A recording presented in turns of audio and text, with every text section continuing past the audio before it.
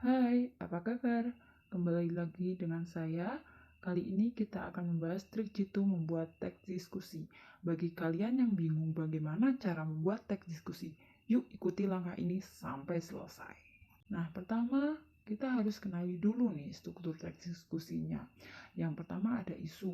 Nah, di sini kita membahas masalah fenomena atau hal-hal yang terjadi di sekitar kita yang menimbulkan pro dan kontra. Jadi kita bayangkan bagaimana jika kita atau kalian ini berada di posisi yang mendukung atau menolak ini dan kenapa? Apa dampak negatifnya atau dampak positifnya dari hal tersebut, dari isu yang dibahas tersebut.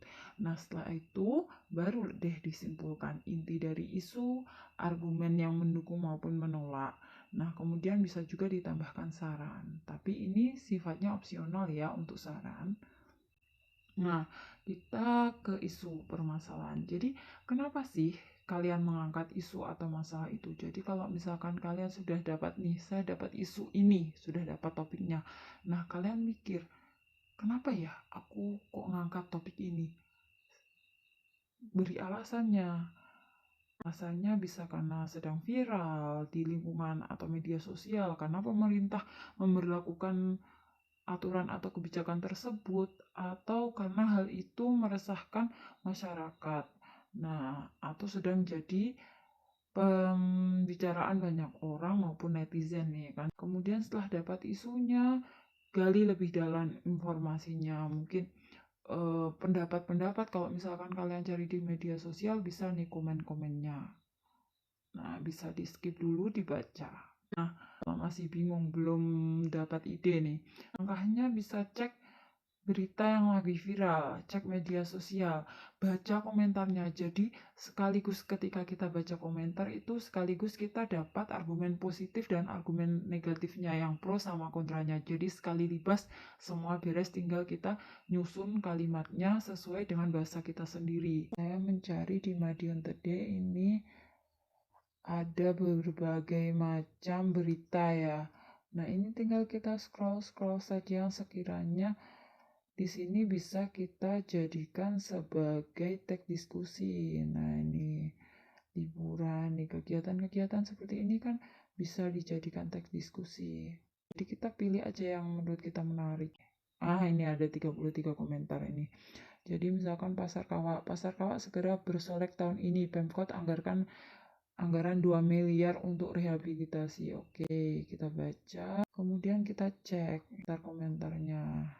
Ada banyak sekali komentarnya. Nah, ini kita filter komentarnya. Mana yang komentar pro dan mana komentar yang kontra. Misalkan kalian belum punya ide, cari di media sosial. Mungkin berita atau mungkin tokoh-tokoh yang bisa dijadikan panutan. Saya sarankan bukan yang tokoh yang cari sensasi ya, tapi tokoh-tokoh yang benar-benar bisa mengedukasi. Kok cari sensasi itu biasanya kalau dia penggemarnya ya pasti setuju-setuju aja, tapi alasannya yang kurang masuk akal karena fanatik. Jadi kita juga harus pandai-pandai memfilter komentar. Nah, ini argumen pro dan kontra nih paling mudah ditemukan pada komentar media sosial. Kemudian caranya posisikan dirimu menjadi pihak pro dan kontra. Contoh di sini isunya merokok. Nah, kita berpikir kalau kita berada di posisi itu kira-kira bagaimana ya? Nah, seperti itu. Nah, kemudian bisa juga cari kelebihan dan kelemahan dari topikmu. Misalkan ini isunya tentang diet karbo, maka cari kelebihan dan kelemahan dari diet karbo. Bila perlu, sertakan data atau pendapat ahli. Nah, kalau bagian simpulan, ini simpulkan isu yang menimbulkan pro kontra tadi. Isunya tentang apa sih? Satu kalimat. Argumen pro-nya apa? Satu kalimat. Argumen kontra apa? Satu kalimat. Terus bagaimana sebaiknya kita menyikapi kedua argumen tersebut? Yuk, biar nggak bingung, kita langsung ke contoh. Nah, di contoh ini saya akan menceritakan saja prosesnya.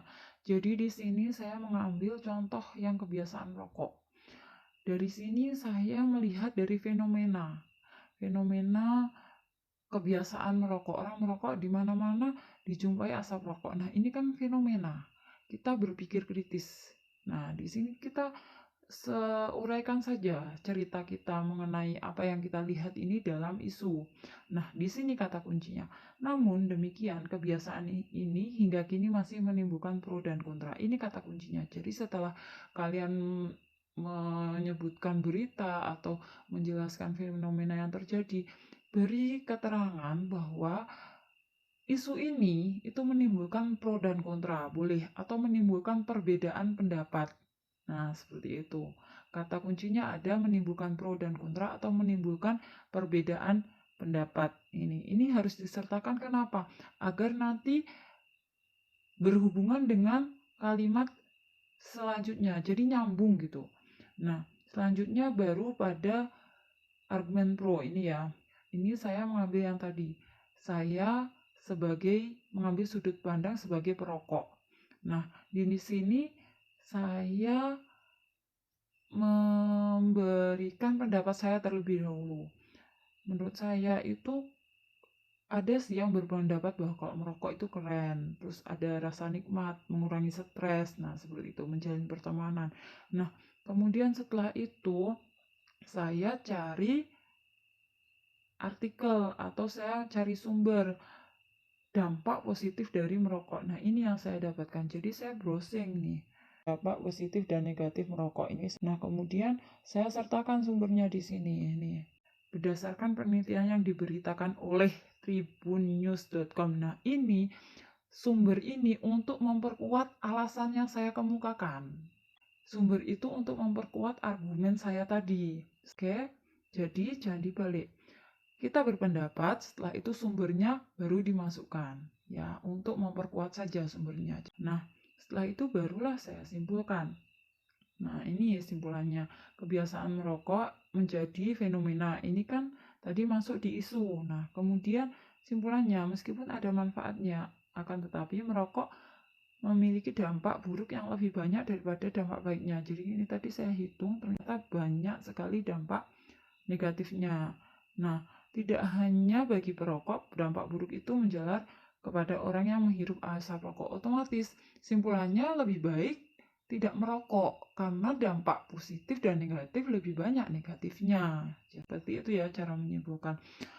Jadi, kita simpulkan kalau misalkan dampak positifnya itu lebih banyak, ya berarti kita ikut mendukung. Tapi kalau dampak negatifnya lebih banyak, ya kita ikut yang kontra. Seperti itu. Oke. Sekarang tulis jawabanmu ini di kolom komentar ya. Bye.